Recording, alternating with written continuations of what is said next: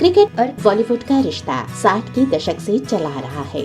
Glamour ने बॉलीवुड और cricket के स्टार्स को हमेशा साथ जोड़े रखा।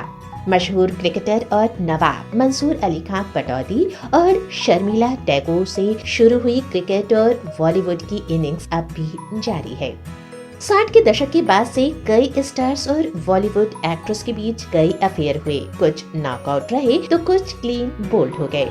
शर्मिला टैगोर और मंसूर अली खान पटौदी का रिलेशनशिप अब तक क्रिकेटर्स और बॉलीवुड स्टार्स का बेस्ट रिलेशन रहा। ये रिलेशनशिप ही क्रिकेट और बॉलीवुड स्टार्स की पहली अफेयर के तौर पर जाना जाता है।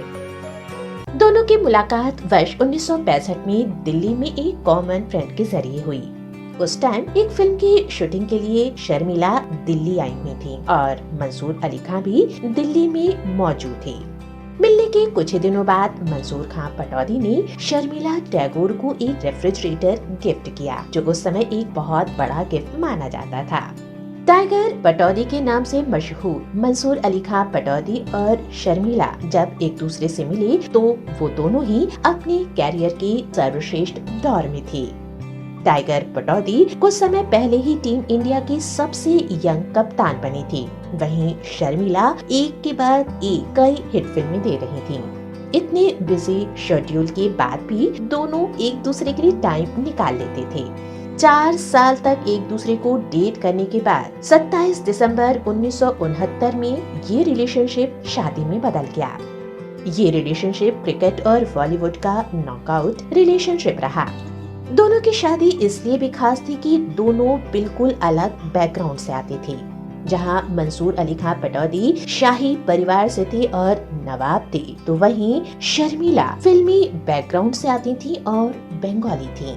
शर्मिला ने एक इंटरव्यू में कहा था कि उन्हें नवाब पटौदी की सेंस ऑफ ह्यूमर काफी पसंद आया था। वहीं नवाब पटौदी ने शर्मिला के बारे में एक बार कहा था कि शर्मिला को देखते ही वो जान गए थे, ये वही लड़की है जिससे उन्हें शादी करनी है। हालांकि दोनों की शादी की राह काफी मुश्किल थी। हमने पहले ही बताया कि दोनों काफी अलग बैकग्राउंड से आती थी और उनकी शादी की सबसे बड़ी रुकावट थी दोनों का अलग बैकग्राउंड और उनका धर्म। जहां नवाब पटौदी मुसलमान थे, वहीं शर्मिला बंगाली। दोनों ही के परिवार वाले एक दूसरे के घरों में शादी नहीं करना चाहते थे। खासकर नवाब पटौदी के घर वाले फिल्मी एक्ट्रेस से शादी के लिए हरगिज तैयार नहीं थे।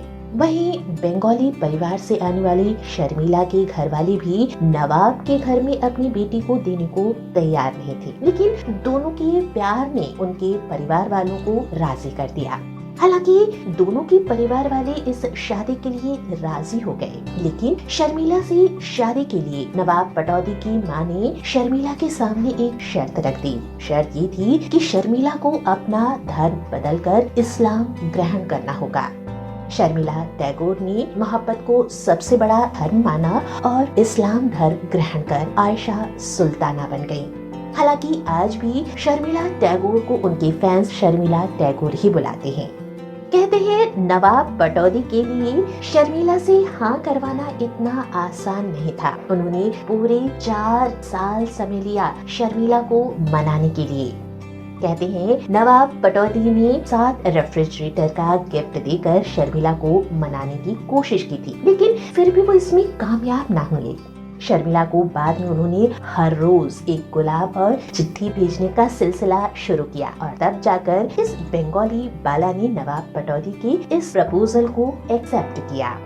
शर्मिला टैगोर और नवाब पटौदी की शादी के समय कई लोगों ने इस शादी को सफल न होने की भविष्यवाणी की थी, लेकिन 42 साल के इस लंबे सफर में इस कपल ने साबित कर दिया, जब प्यार सच्चा होता है तो हर रिलेशनशिप सफल होता है।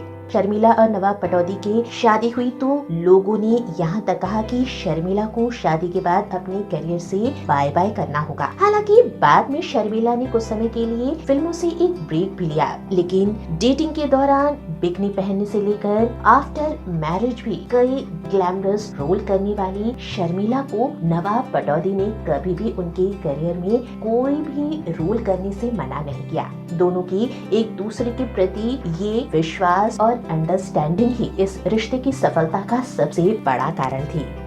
42 सालों तक ये जोड़ी बेहद कामयाब रही, पर वर्ष 2011 में नवाब पटौदी के निधन के साथ ही इस जोड़ी का एक साथी बिछड़ गया। कैसी लगी हमारी आज की ये स्टोरी, हमें कमेंट सेक्शन में जरूर बताएं।